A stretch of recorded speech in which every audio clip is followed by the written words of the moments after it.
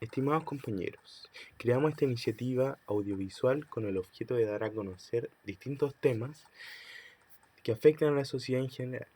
En primer lugar, elegimos el tema de la ley Emilia, la que conversaremos con el profesor Francisco Maldonado, profesor de Derecho Penal de nuestra universidad.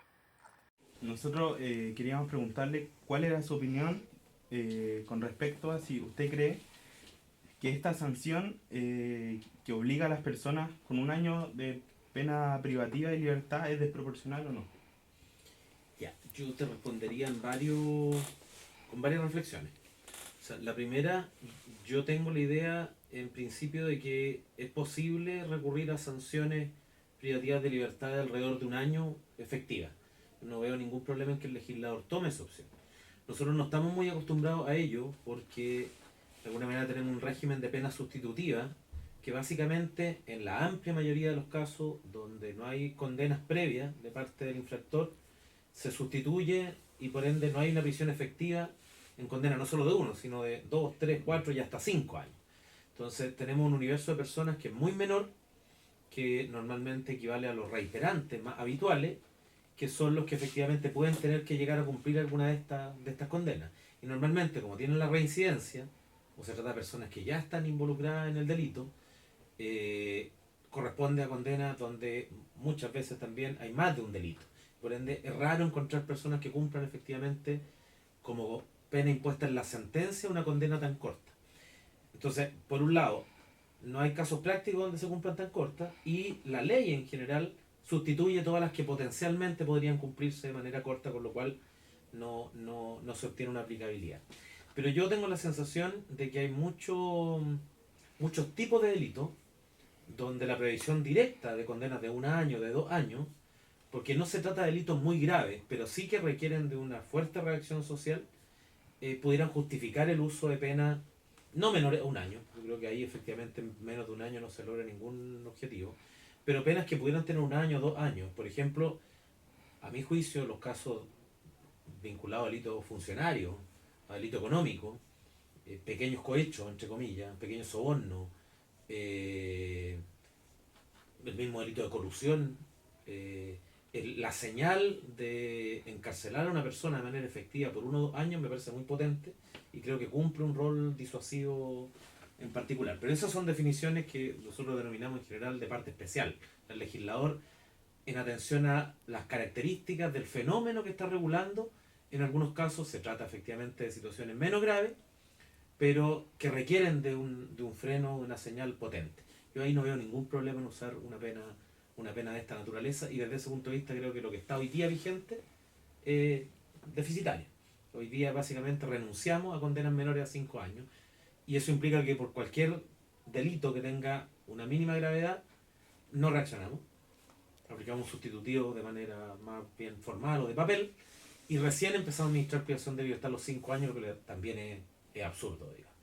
Entonces yo creo que en eso sí estaría de acuerdo. Ahora, creo que para el manejo en estado de ebriedad con resultado, no solo una condena, o sea, no la calificaría directamente como una condena desproporcionada, pero sí me parece que obedece a una realidad criminológica donde la privación de libertad carece de sentido directo como única reacción viable. Es decir, el hecho de que digamos que para este delito puede cumplir un rol disuasivo, yo creo que no. Pero las razones por las cuales una persona eventualmente, a sabiendas de que existe un mandato legal potente vinculado a no conducir en estabilidad, realiza esa conducta, lo hace por factores para los cuales la disuasión de la respuesta penal es muy baja. Yo ahí tengo la sensación de que las inhabilitaciones, un sistema de control de libertad vigilada potente, podría ser mucho más efectivo que la amenaza potencial de cumplir un año en privación de libertad.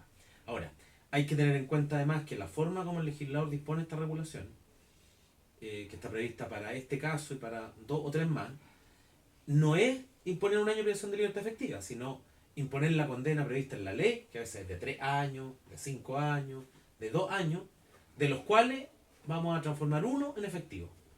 Es decir, vamos a aplicar la pena sustitutiva obviando el primer año, donde la vamos a hacer real.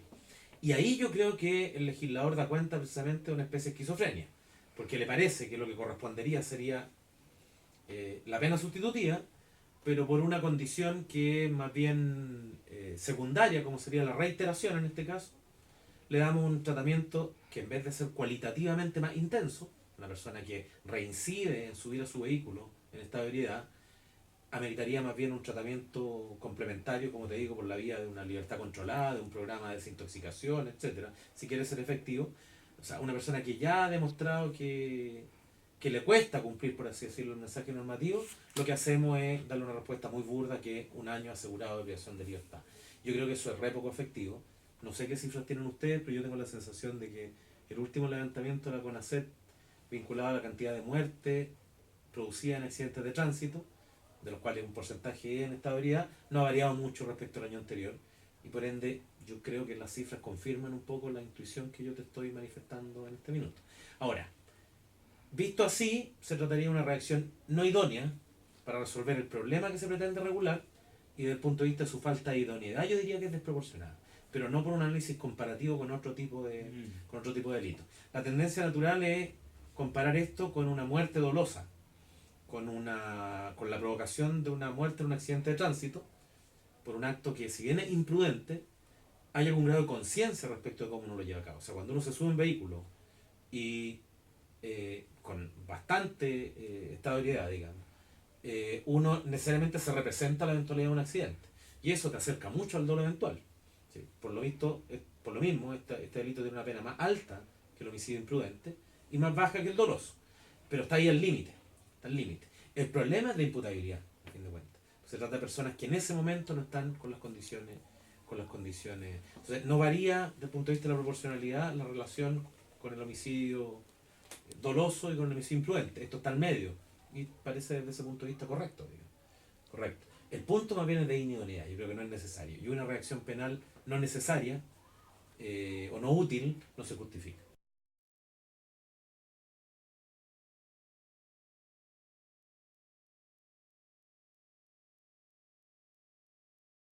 Sí, a ver, yo creo que la razón de fondo, si bien no conozco con detalle el fallo, lo leí muy cruzado, digamos, no lo leí con detalle, y además el fallo está lleno de una serie de consideraciones genéricas, digamos, con muchas frases vinculadas a reinserción, a proporcionalidad, pero muy etérea, digamos, no necesariamente hay una argumentación estricta y muy concreta de la que la mayoría, el voto mayoritario baja, digamos, sino que hay una especie de, si no me equivoco, son como 30 páginas de muchas frases y luego una bajada que es más o menos rápida, digamos. Creo que hay un déficit de la manera como se estructura la sentencia. Y por lo mismo la miré cruzada, pero no la he visto con detalle. Pero yo tengo la sensación de que lo que le molesta al tribunal es que haya otro ilícito de similar gravedad y donde el infractor presenta condiciones equivalentes y a las que sí tienen acceso a una pena sustitutiva en forma completa, y en este caso el legislador dice que no. O sea, yo creo que efectivamente el argumento de fondo es de igualdad y esa orientación yo creo que es correcta. O sea, si el legislador toma una decisión a la hora de regular conforme a las características de cada caso, y tengo casos equiparables en cuanto a su configuración criminológica, y tengo individuos relativamente similares, no tiene lógica establecer sanciones desiguales. Esto sería el equivalente, por ejemplo, a que en el ejemplo que yo te di, el cohecho, eh, a los funcionarios que incurren en cohecho en las licitaciones le aplicáramos una regla, a los funcionarios que incluyen en cohecho en la provisión de concursos públicos, por ejemplo, en el sistema de alta dirección pública, le aplicáramos una regla distinta. Los injustos son muy similares, la realidad criminológica es muy parecida, no veo razón para establecer diferencias. Entonces creo que sí, efectivamente, el tema es de igualdad. Ya. ¿Se entiende, no? Sí. Y otra pregunta, profesor. A su juicio, quizá una pregunta más política. A su juicio, ¿cree que usted que es democrático que actúe un tribunal constitucional eh, de forma posterior a la promulgación de esta ley, quitándole la efectividad a esta sanción? En el caso, sabemos que es el caso particular, pero ¿cree usted que es democrático? A ver, yo tengo la sensación, primero, respondiéndote bien en general, primero yo diría que, a mi juicio, la existencia de un control de constitucionalidad de las leyes penales se justifica. Y parto de la base de que la regulación penal es una regulación que se encuentra sujeta a límites constitucionales, por lo menos desde mi postura, respecto a lo cual más o menos desde la década del 70 hay algo de consenso, y la presencia de esos límites que son necesariamente contramayoritarios, es decir, donde no podemos darle eco simplemente a las mayorías formalizadas por el Parlamento, porque hay características de nuestro Estado constitucional que las imponen, necesitan de algún control. Si no, serían letra muerta, serían simplemente frases, serían premisas o de papel, digamos. Y desde ese punto de vista creo que los órganos encargados del control constitucional, como los tribunales constitucionales, son precisamente idóneos para el efecto de verificar estas condiciones. Entonces, yo no tendría problema, al contrario, sería partidario de que, creo que Daniel Pastor, un autor argentino, desarrolla esto en un librito que tiene sobre legalidad, de que las leyes penales per se tuvieran un control de constitucionalidad. Sí reconozco que tenemos un déficit en el ámbito del derecho penal para dar el contenido más preciso a este control. O sea, en qué consisten los límites, con el contenido material de la culpabilidad, en condiciones que le permita a los tribunales constitucionales resolver a partir de parámetros jurídicos y no necesariamente a partir de una orientación ideológica. Porque lo que sería incorrecto es que, de alguna manera, los miembros individuales que integran el Tribunal Constitucional resuelvan aprobar o no aprobar el uso de una herramienta penal que ha aprobado el legislador a partir de su postura ideológica y no a partir de criterios de carácter jurídico. Y ahí tenemos un problema. La doctrina penal y la doctrina constitucional yo creo que no ha avanzado a darle un grado mayor de concreción a esos principios. O sea, ¿qué tipo de relaciones, por ejemplo, son atentatorias del principio de culpabilidad? Hay un marco de duda bastante amplio. ¿Qué tipo de reglas positivas satisfacen la exigencia de la legalidad? También hay varios casos que se discuten. Y hoy día más, incluso. Entonces, yo primero sería partidario que exista, pero falta que avancemos un poquito más y ahí la academia probablemente es la principal responsable. Ahora, que este control tenga que ser previo o posterior, y si es previo, y si es posterior, que esto sea replicable para un caso en particular y no para otro, yo creo que es algo bien discutible. O sea, me parece que por razones de seguridad jurídica, todo debiera tender a potenciar más bien un control preventivo de constitucionalidad y debiera existir una herramienta muy excepcional para el caso en que la aplicación práctica de una determinada disposición ponga en evidencia un vicio de constitucionalidad que no haya sido previsto de manera previa. Por ejemplo, se criticó mucho a la regulación anterior del manejo de la estabilidad, que escalonaba la pena según el resultado. O sea, el que provocara la muerte de otro mediante la conducción de un vehículo en estabilidad será sancionado con tal pena. El que provocara lesiones graves, y cada uno de los casos. Y el punto es que si uno miraba esta regla, claro, parecía dar cuenta de que yo manejé en estabilidad y ocurrió esto. Pero ¿qué pasa con el homicidio doloso cuando yo tomo el auto y se lo tiro encima a alguien? Y para esos efectos, estoy un poquito nervioso, digamos, tomo... Pero efectivamente yo estoy provocando la muerte de otro, pero es un homicidio doloso. Y a fin de cuentas esta regla se traduce en una... Y claramente hay un problema de proporcionalidad en relación a la... Bueno, eso que se pone en evidencia a propósito de un caso en particular, debiera haber una herramienta idónea para resolverlo. Yo tengo la sensación de que ahí, más bien, debe ser el propio Poder Judicial el que tenga reconocida la facultad de hacer aplicación directa de la Constitución, que a partir de los criterios de la jurisprudencia desarrollada por el Tribunal Constitucional puede decir, en este caso en particular, conforme a lo dicho por el tratadista tanto o el fallo tal del Tribunal Constitucional, corresponde la siguiente solución. Entonces, yo creo que la inaplicabilidad como la conocemos no se justifica mucho, pero tengo que reconocerle al mismo tiempo que no soy experto constitucional y desconozco si habrán algunas otras razones que yo en este minuto no manejo que lo podrían hacer justificables. Me gustaría más un control preventivo y el Poder Judicial. Pero no el Tribunal Constitucional metido entre medio, digamos. Ahora, reconozco que la mayoría de los países lo tienen. Algo hay que yo probablemente no estoy viendo. Y saliendo un poquito de este marco, han existido varias medidas, por ejemplo, desde el derecho penal, desde el Estado, obviamente hacia los particulares, por ejemplo, el control preventivo de identidad, el tema de la ley Emilia, que parecen ser como soluciones apresuradas por parte del legislador para controlar hechos sociales que preocupan a la población en general. ¿Cree usted que existe, como se ha dicho, un populismo penal, esta necesidad de reclamar al Estado intervención policial, etcétera, apresurada quizá, sin una política criminológica a largo plazo. Nuestro país no ha logrado excepcionarse a una corriente que es mundial, o sea, no es solamente un caso de nuestra clase política, y el hecho de que la herramienta penal prevista a nivel de las normas parece muy efectiva, pero todos sabemos que a fin de cuentas constituye un aporte muy menor a la prevención delictiva efectiva y real. Entonces, el uso de la herramienta penal como una respuesta rápida, enérgica, pero a fin de cuentas poco efectiva, es muy cómoda para la clase política cuando quiere dar la sensación de que está preocupada por ciertos temas, de que quiere hacer algo, y que en épocas como las actuales, donde todo es muy inmediato, necesito dar esa muestra de efectividad en un corto tiempo. Las elecciones son cada 4 años, yo necesito en estos 4 años decir que hago algo por ciertos problemas, y como obtener la prevención real es algo muy lento, que requiere un desarrollo cultural, desarrollo de medios que implican modificación de formas de relacionarse, etcétera, etcétera, es bien probable que resultados efectivos yo no tenga, sino en el mediano y largo plazo.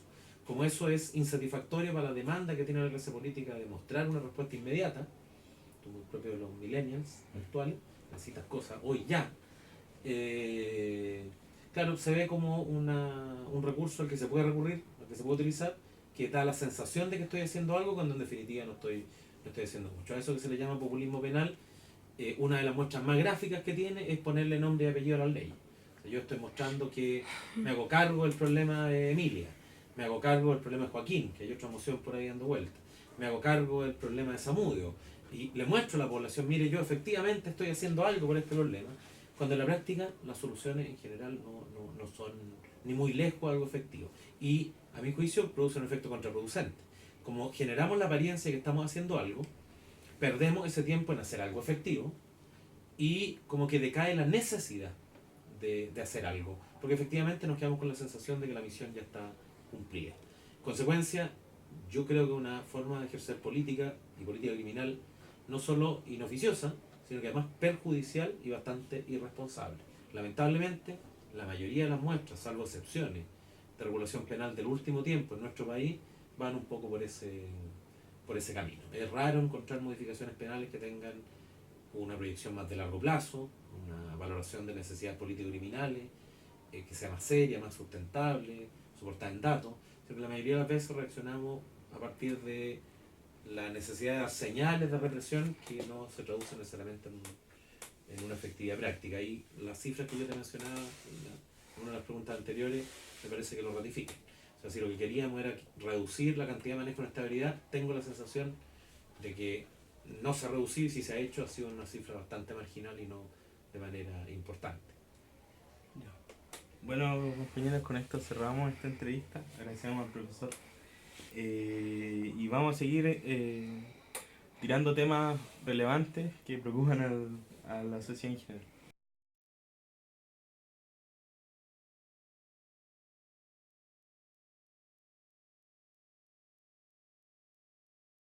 Así que gracias.